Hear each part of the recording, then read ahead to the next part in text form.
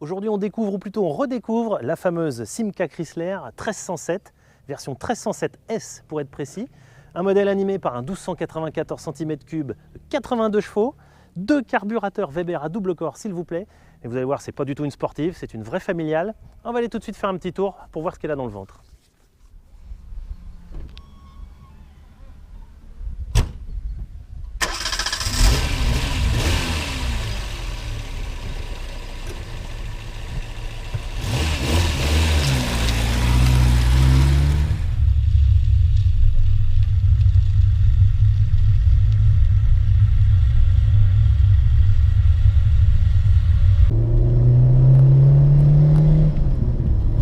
Les moteurs Simca n'étaient pas réputés très silencieux.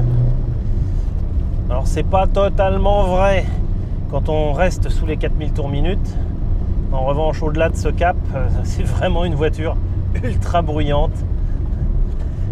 Et pour vous donner une petite indication, c'est que quand on roule à 100 km/h, le compte tour est collé justement à 4000 tours minute.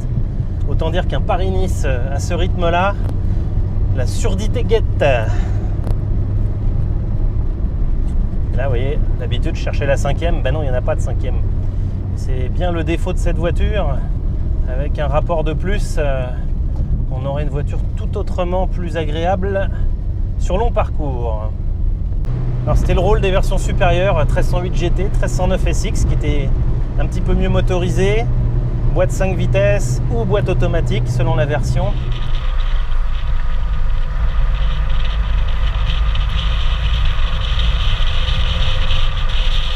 Retour dans les années 70, 1976 précisément, année du titre de voiture de l'année pour cette Simca 1307. Alors les critères de l'époque étaient assez différents de ceux d'aujourd'hui, parce que notamment on n'a pas de direction assistée sur cette voiture. Et je vous prie de croire qu'en manœuvre, c'est un vrai camion. Il faut avoir les biceps de Monsieur Propre.